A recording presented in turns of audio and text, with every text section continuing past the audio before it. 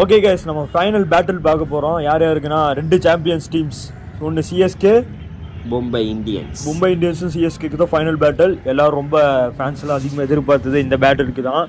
இப்போ ஃபஸ்ட்டு மும்பை பற்றி நம்ம கேட்டுருவோம். ப்ரெடிக்ஷன் பிளேயிங் 11 ஃபஸ்ட்டு ஆதர்ஸ் சொல்லுவோம். மும்பைக்கு சொல்லு ஆதர்ஸ், உன்னோட பேட்டிங் லைன் அப் திருப்பியுமா? சரி, இது எத்தனை தடவை கேட்குறதுன்னு தெரியல. இப்போ கடப்பார டீம் கேட்டு ஒரு மாதிரி அழுத்திருச்சு. ஆனால் இப்போ பார்க்கும்போது ஒரு ஆள் டீசெண்டாக இருக்காது. நீங்கள் என்ன சொல்கிறீங்க? பேலன்ஸான ஒரு ஸ்குவாடாக தான் தெரியுது மும்பை இந்தியன்ஸுக்கு. இப்போ ஏன்னா 2 வருஷமாக பயங்கரம் அடி வாங்கிட்டு இருக்கிற ஸ்குவாடாக சொல்லலாம்.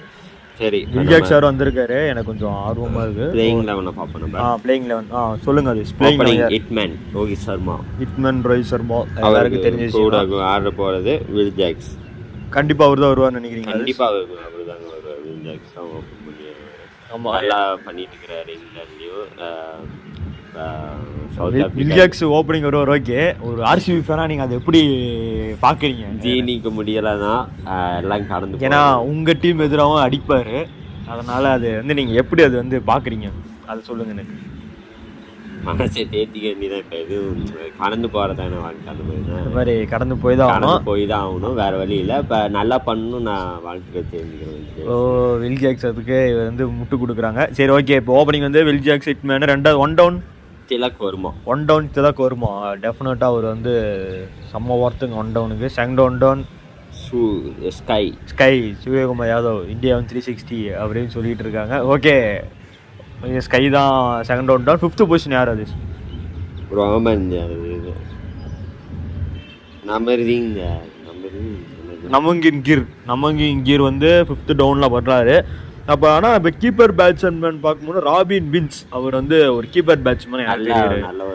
பேட்ஸ்மேன் அவர் கீப்பர் பேட்ஸ்மேனாக அவர் கண்டிப்பாக 5ஆவதா அந்த இடத்துல ராபின் வின்ஸை நம்ம 5ஆவதா போடலாம். அது ராபின் வின்ஸ் 5ஆவதா போட்டு கேப்டன் யாராக இருப்பாங்கன்னு நினைக்கிறீங்க? ஹார்திக் பாண்டியா தான் கேப்டன்சி பண்ணுவாரா? ஹார்திக் பாண்டியா கேப்டன்சி தான் எடுத்திருக்கிறாங்க. இல்லை என்ன போயிட்டு இருக்குன்னா சூரியகுமார். ஏன்னா இந்தியா T20 டீம் வந்து அவர் தான் இருக்காரு. சூரியகுமார் மேபி அது பார்ப்போம் என்னன்னு அது பார்ப்போம். சரி, ஓகே. இப்போ 5ஆவதா வந்து ராபின் மின்ஸ் வந்து நாங்கள் 5ஆவதா சொல்லியிருக்கோம். 6ஆவது வந்து ஹார்திக் பாண்டியா சொல்லும் போது ஒரு ஃபினிஷர் நல்லவர். அதனால 6ஆவதா. ஏன்னா போன வருஷம் பார்த்தீங்கன்னா டீம் டேவிட் வந்து ஃபினிஷர் ரோல் பண்ணிட்டு இருந்தாங்க. இப்போ எங்களுக்கு டீம் டேவிட் வேணான்னு சொல்லி விட்டனால இப்போ ஃபினிஷர் ரோல் வந்து ஹார்திக் பாண்டியா பண்ணியிருக்காரு. அதனால அவர் தான் ஹார்திக் பாண்டியா தான் வந்து அவரு 6ஆவது இடம் ஹார்திக் பாண்டியா தான். 7ஆவது இடம் நம்கீர் அப்படின்னு சொல்லிட்டு ஒருத்தர் இருக்காரு. பேட்ஸ்மேன் ஆல்ரவுண்டர் தான். அவரும் வந்து பார்த்தீங்கன்னா அவர் 7ஆவது நல்லா பண்ணார். அதனால தான் அவரை திருப்பி ரீட்டைன் பண்ணியிருக்கிறாங்க. இப்போ 7 வரைக்கும் இருக்குது. இப்போ 8ஆவது சாண்ட்னர் வேறு இறக்கலாம். சாண்ட்னர் 8ஆவது கண்டிப்பாக போல. முன்னாள் சிஎஸ்கே. நீங்கள் சொல்லுங்கள், சாட்னர் இங்கே வந்தது உங்களுக்கு எப்படி இருக்கும்? வேறு எந்த டீம் போயிருந்தாலும் கொஞ்சம் நல்லா இருந்திருக்கும். ஆனால் சிஎஸ்கேக்கு போனது கொஞ்சம் சிஎஸ்கே விட்டு போய் எம்ஐக்கு போனது கொஞ்சம் மன வருத்தமாக தான் இருக்குது. கொஞ்சம் சந்தோஷம் பண்ணுங்க. ஏன்னா அங்கே எப்படி இருந்தாலும் சிஎஸ்கே தான் பெஞ்சில் தான் உட்காருவார். நிறைய மேட்சஸ் கிடைக்காது. அதாவது பெஞ்சில் உட்கார வச்சாலும் அவர் எங்கள் டீமுக்கு இருந்திருக்காரு. சரி, ஓகே. எதுவும் கடந்து பங்காளி டீமுக்கு தான் போயிருக்காருனால நாங்கள் பங்காளியை வந்து நாங்களும் அவர் வேணா தான் நாங்களும் மும்பை அடிச்சுட்டா அவர் பங்காளிங்க. அதனால நாங்கள் சாண்ட்னர் போனது எனக்கு சந்தோஷம் தான். நல்லா பண்ணிட்டோம். அவருக்கு வாய்ப்பு நிறையா கிடைக்கும். அவரோட பெர்ஃபார்மன்ஸ் நல்லா பார்க்கலான்னு தோணுது. ஆனால் 8ஆவது இடம் கண்டிப்பாக சாலிடாக சொல்ல சாண்ட்னர் வந்து ஃபிட் ஆவார் கண்டிப்பாக. 9ஆவது இடம் ஆப்வியஸ்லி தீபக் சகர். அவர் வந்து சிஎஸ்கேல இப்போ பார்த்தீங்கன்னா சிஎஸ்கே ப்ராடக்டாக இப்போ எம்ஐ ப்ராடக்டாக மாறி இருக்கு. தீபக் சார் நல்லா பண்ணணும். நான் வந்து ப்ரே பண்ணிக்கிறேன். இன்ஜுரி அவருக்கு ஒரு 2-3 சீசன்னா அவருக்கு பேடாக இருந்துச்சு. லாஸ்ட்டாக பார்த்தீங்கன்னா 2021 நினைக்கிறேன் நல்லா பர்ஃபார்மன்ஸ் பண்ணவர். அப்புறம் நிறைய இன்ஜுரிஸ் வந்துச்சு, நிறைய பிரச்சனை வந்துச்சு. இந்த சீசன் ஆச்சு அவரோட சீசனாக இருக்கணும். ஓகே, அப்புறம் வந்து பார்த்தீங்கன்னா 10ஆவது இடம் இந்த பும்ரா தான். ஒரு சாலிட் பவுலர். அப்புறம் ட்ரெண்ட் போல்ட் இருக்காங்க. ஒரு நல்ல ஒரு பேட்டிங் பவுலிங் சொல்லிட்டு எல்லா இடத்துலையும் ஒரு நல்ல ஒரு டீமாக எனக்கு மும்பை தெரியுறாங்க. ஒரு சிஎஸ்கே ஃபேனாக வந்து சொல்கிறேன், நல்ல டீமாக தெரியுது. அது உங்களுக்கு ஒரு போன தடவைக்கு பார்க்கும்போது இந்த தடவை ஒரு டீசன்ட் ஸ்குவாடை எடுத்திருக்காங்க. அப்புறமேட்டு ஒரு ஸ்பின்னர் வரைக்கும் வாங்கியிருக்காங்க. அல்லா தஃப்ரன் அப்படின்னு சொல்லிட்டு ஒரு ஆப்கானிஸ்தான் பவுலர். நல்ல ஸ்பின் போடுவார். நல்லா போடுவார். ஆப்கானிஸ்தான்லேருந்து நல்லா பை வாங்கியிருக்காங்க அல்லா தஃப்ரன். அவர் வேறு இம்பேக்ட் பண்ணலாம். யார் வேணால் இறக்கி விடலாம். ஆனால் இதுவே ஒரு சாலிட் ஸ்குவாடாக தெரியறதுனால என்ன பண்ணுறாங்கன்னு வெயிட் பண்ணி தான் பார்க்கணும். நீங்கள் சொல்லுங்கள், மும்பைக்கு உங்களுக்கு ரேட்டிங் எவ்வளோ? முன்னிக்கு 5க்கு எவ்வளோ தெரியுங்க? 5க்கு வந்து நான் ஒரு 3.5 3.5. நானும் பார்த்தீங்கன்னா 3.5 தரேன். நல்ல ஒரு சாலிடாக இருக்குது. ஏன்னு உங்களுக்கு தெரியும், நான் ஒரு சிஎஸ்கே ஃபேன் அப்படின்னு சொல்லிட்டு நீ கம்மியாக தரேன்னு யாரும் சொல்லாதீங்க. எனக்கு 3.5 ஓகேன்னு மாதிரி தோணுது. அதனால் நாங்கள் 2 பேருமே சேர்ந்து மும்பை இந்தியன்ஸ்க்கு வந்து நாங்கள் 5க்கு 3.5 தரோம். ஓகே, அது ஒரு சாம்பியன் டீமை பார்த்தாச்சு, அப்புறம் இன்னொரு சாம்பியன் டீமை பார்க்கணும்ல. ரீசன் தலை ஃபார் ரீசன் தலை ஃபார் ரீசன் சொல்லிட்டு நான் ஆரம்பிக்கிறேன். சிஎஸ்கே, அதாவது எங்களுக்கு எது சந்தோஷமோ இல்லையோ, தலை வந்து இப்போ அன்கேப்டு பிளேயராக 4 கோடிக்கு வாங்கினது ரொம்ப சந்தோஷம். இங்கே ரிட்டையர் ஆயிடுவாரோ, ரிட்டைர்மெண்ட் அறிவிச்சிருவாரோ ஒரு பக்குன்னு இருந்துச்சு. இல்லைப்பா இந்த வருஷம் ஆடுறேன் அப்படின்னு சொல்லிட்டு, அது அன்கேப்டு பிளேயராக வந்து வேறு ஆடுறேங்கிற மாதிரி வந்திருக்காரு. அது ஒரு மாதிரி சந்தோஷமாக இருக்குது. ஓகே, நம்ம ஸ்குவாடை பார்த்துடலாம். கேப்டன் வேறு யார்? உத்தராஜ் ஐகோட். ஆனால் உத்தராஜுக்கு வந்து பார்த்தீங்கன்னா இந்தியன் டீமில் வந்து பெரிய வாய்ப்பு தர மாட்டேங்கிறாங்க. அதை நீங்கள் எப்படி பார்க்குறீங்க? ஏன்னா அவரோட ஸ்டைலும் சரி, ஒரு ஆக்ஷனும் சரி, ஒரு விராட் கோலி ஃபார்மேட்டில் இருக்குது. ஒரு ஃபியூச்சர் விராட் கோலியாக அவரை பார்க்கலாம். ஏன்னா வந்து பார்த்தீங்கன்னா அவரோட ஸ்டாண்ட்ஸ் எல்லாமே அப்படி தான் இருக்குது. ஆனால் அவருக்கான ஒரு தரமான வாய்ப்பு வந்து இந்தியா டீமில் இல்லை. அது நீங்கள் எப்படி பார்க்குறீங்க? எனக்கு நான் வந்து எனக்கு ருத்ராஜ் ஸ்டைல்ஸ்லாம் பார்க்கும்போது விராட் கோலி மாரி தான் இருக்கும். அந்த கவர் டிரைவ் அப்படியே எனக்கு ஒரு சைடுன்னு பார்க்கும்போது விராட் கோலி மாரி தான் இருக்கும்.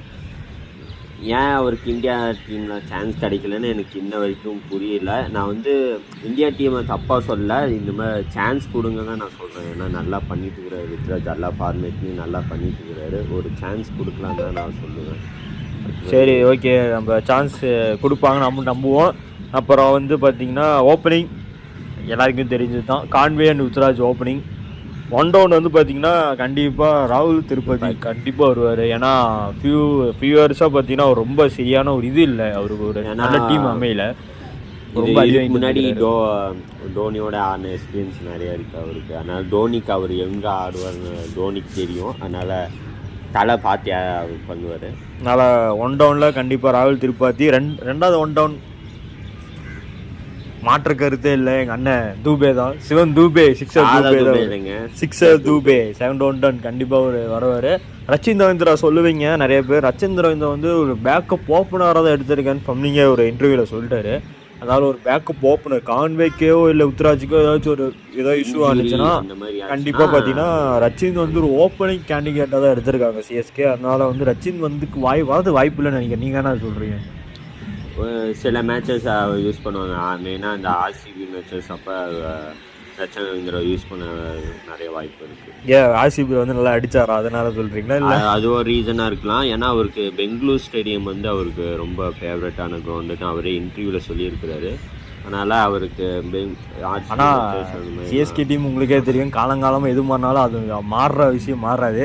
ஸ்குவாட் ஒரே மாதிரி தான் இருக்குன்னு நினைக்கிறேன். அதான் 5வது சாம் கரன் நான் சொல்கிறேன். நீங்கள் சாம் கரன் 5வது ஃபிட் ஆவார்னு நினைக்கிறேன். அப்புறம் 6வதாக பார்த்தீங்கன்னா நான் வந்து ஜடேஜா 6வதாக இறக்கிடலாம் அப்படின்னு நான் ஒன்று பார்க்குறேன். ஜடேஜாவதே இப்போ தலைக்கு முன்னாடி தான் வருவார். அதனால் ஜடேஜா 6வதாகவும் 7th யாரும் இல்லை, தலை தான்.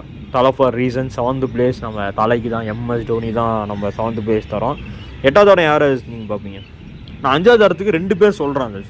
ஏன்னா ஜேம்ஸ் ஓவர்டன் அவர் செம்மையாக பண்ணிட்டுருக்காரு. ஒரு நல்ல ஒரு ஆல்ரவுண்டர், வேறு ஒரு ஃபினிஷர் ரோல் வேறு எடுத்து பண்ணிட்டுருக்காரு. எனக்கு சாம் கரனா ஜேம் ஓவர்டன்னு கேட்கும்போது ஜேம் ஓவர்டன் வந்து வந்தால் நல்லா இருக்குன்னு தோணுது. ஏன்னா இப்போ இங்கிலாந்து சாம்பியன் ட்ராஃபியில் அவர் இருக்கிறாரு. சாம்பியன் ட்ராஃபிலே இருக்கிறாரு. இப்போ பிபிஎல்லையும் நல்லா பண்ணிட்டு இருக்காரு. பிபிஎல் நல்லா பண்ணிட்டுருக்காரு. அதனால ஜேம் 5th பிளேஸ் வந்து சாம் கரன் ஆர் ஜேம் ஓவர்டன் கொடுக்கலாம். தெரிஞ்சு நீங்கள் சாம் கரனுக்கு மேபி எப்படி இருந்தாலும் நிறைய மேட்சஸ் சாம் கரன் தான் இருப்பார். ஆனால் 2-3 மேட்சஸ் கண்டிப்பாக இவரை பார்க்கலாம். அந்த மேட்ச் அப்போ நீங்கள் தரமாக இவர்கிட்ட நல்லா இது பார்க்கலாங்க. இப்போ பிபிஎல்லையும் செம்மையாக பண்ணிட்டு இருக்கிறார் டீமுக்கு. மினிமம் ஒரு 10 பால் ஆனாலும் அவர் 30 ரன்ஸ் ஆச்சு அடிச்சு தருவார். க்ரூஷியல் மேட்ச்சு வின் பண்ணுறது நல்ல எபிலிட்டி இருக்குது. அதனால் நான் இப்போ எத்தனை 5 ஸ்லாட் போயிருக்காரு? 2 பேருக்கா? 2 பேருக்கு. ஆமாம். இப்போ வந்து பார்த்தீங்கன்னா இப்போ 7வதாக தலை சொல்லிட்டேன். 8வதாக பார்த்தீங்கன்னா ஆஷனா கம்பேக் டு சிஎஸ்கே. ஹோம் டவுனில் விளையாட போகிறாரு. ஜடேஜா அண்ட் அஸ்வின் சேர்ந்து 2 ஸ்பின்னரே போதும். தரமான 2 ஸ்பின் ஆப்ஷனே பயங்கரமாக இருக்குது. சென்னை சூப்பர் கிங்ஸுக்கு. அதுவும் இல்லாமல் 100 அகமது வேறு இருக்காரு, 100 வேறு இருக்காரு. ஒரு சாலிடான ஒரு ஸ்பின்னருக்கான ஸ்பின்னர் டீமாக நல்லா சாலிடாக இருக்குது நான் பார்க்க. நீங்கள் எப்படி பார்க்குறீங்க? ஸ்பின்னர் யூனிட்டாக பயங்கரமான ஒரு ஸ்குவாடாக தான் தெரியுது. ஃபாஸ்ட் பவுலிங்கும் பார்த்தீங்கன்னா கலீல் அஹ்மத். ஆமாம், இப்போ 8வது வந்து நம்ம வந்து ஆஷனை வச்சுட்டா 9வது கலீல் அஹ்மத் வைக்கலாம். 10வதாக பார்த்தீங்கன்னா நம்ம இவர் இருக்கிறார் 100 அகமது வைக்கலாம். அப்படி ஸ்பின்னர் தேவையில்லைன்னா வந்து பார்த்தீங்கன்னா நம்ம இவருக்கு போகலாம், ஒரு பவுலராக போகலாம். முகேஷ் சௌத்ரி இப்போ நல்லா சீரியஸான டைம் நல்லா பண்ணிட்டுருக்காரு. முகேஷ் சௌத்ரி வந்து லெஃப்ட் ஹேண்டர் வேறு, அவரும் போகலாம். ஸ்டார்க் மாதிரி நல்லா பண்ணி 11வது இடம் நான் சொல்லியா தெரியணும் இல்லை, சிஎஸ்கே ரீட்டைன் பண்ண பிளேயர் பத்திரானா பத்திரானா வந்து பார்த்தீங்கன்னா இப்போ ரீசெண்டாக உள்ள கொஞ்சம் ஃபார்ம் அவுட்டுன்னு ஒரு ரீசன் இருக்குது. அவர் ஸ்டைலை கொஞ்சம் மாற்றி இருக்கிறாரு. அவருக்கு அந்த ஸ்டைல் கொஞ்சம் பெயின்ஃபுல்லாக இருக்கனால கொஞ்சம் ஸ்டைல் ஆங்கிள் மட்டும் மாற்றிருக்கா தவிர வேறு எதுவுமே அவர்கிட்ட சேஞ்சஸ் இல்லை. ஆனால் இப்போ சிஎஸ்கேக்கு வந்துட்டாருன்னா அந்த ஸ்டைலும் திருப்பி கொண்டு வந்துடுவார். சாலிடான டீமாக தெரியுது அது, ஓரளவுக்கு டீசெண்டாகவும் ஒரு எப்படி சொல்கிறது ஒரு பேலன்ஸான ஸ்குவாடாக தெரியுது. நான் பெருசாக எதுவும் சொல்லலை, ஒரு பேலன்ஸான ஸ்குவாடாக தெரியுது எனக்கு. எப்படி இருந்தாலும் சரி, கடைசி வருஷமாக இருந்துச்சுன்னா தலை ஒரு கப் வாங்கி கொடுத்துட்டு போனான்னா நல்லா இருக்கும்னு தோணுது. பார்ப்போம் இந்த வருஷம் எப்படி இருக்குதுன்ட்டு. ஏன்னா பிளேயர்ஸ்லாம் புதுசாக வராங்க, பிளேயர்ஸ்லாம் கொஞ்சம் சேஞ்சஸ் இருக்குது. அப்படிங்கும் போது இன்னும் கொஞ்சம் நம்ம எதிர்பார்க்க வேண்டியதாக இருக்குது. சரி, அது சிஎஸ்கேக்கு உங்கள் ரேட்டிங் 4 தரலாம். 4 பரவாயில்ல. மும்பைக்கே 3.5 தான் தந்தான், கம்மியாக தருவான்னு பார்த்தேன். நான் கொஞ்சம் சிஎஸ்கே ரத்தம் தலை ஃபார் ரீசன்றால 5க்கு 4.5 தரலான் இருக்கேன். 5% பார்த்தீங்கன்னா சிஎஸ்கே ஃபேனு, மிச்சம் 4% டீமுக்காக அப்படி கூட வச்சுக்கலாம். 4.5 வந்து என்னோட ரேட்டிங்கு. உங்களோட ரேட்டிங் என்னன்னு கீழே கமெண்ட்ல சொல்லுங்கள். அப்புறம் வந்து இதோட நாங்கள் வந்து இந்த ப்ரெடிக்ஷன் பிளேயிங் வீடியோ வந்து நாங்கள் முடிக்கிறோம். வேறு என்னென்ன வீடியோ பண்ணலான்னு நீங்கள் கீழே கொஞ்சம் எங்களுக்கு வந்து ஒரு ஐடியா இருக்குது. அப்புறம் கவுண்ட் டவுன் வீடியோ போடலாம் அப்படின்னு ஒரு ஐடியா இருக்குது. அதாவது பிளேயர்ஸோட கவுண்ட் டவுன் வீடியோ, அதாவது batting count down, bowling count down, அது மாதிரி spinners count down, middle order count down சொல்லிட்டு கவுண்ட் டவுன் வீடியோ போடலாம் அப்படின்னு ஒரு ஐடியா இருக்கும். அது எல்லா டீமுக்குமே யார் ஃபஸ்ட் இடம், எந்த ஃபஸ்ட்டு டாப் 10லேருந்து டாப் 1 வரைக்கும் யார் இருக்கா அப்படின்னு சொல்லி ஒரு கவுண்ட் டவுன் வீடியோ மாதிரி போகலான்னு இருக்கோம். பண்ணலாமான்னு சொல்லி கீழே மறக்காமல் கமெண்ட் பண்ணுங்கள். நாங்கள் பண்ணுற வீடியோலாம் உங்களுக்கு பிடிச்சா மறக்காமல் லைக் பண்ணி ஷேர் பண்ணி சப்ஸ்கிரைப் பண்ணி பாருங்கள். தேங்க்யூ ஃபார் வாட்சிங்.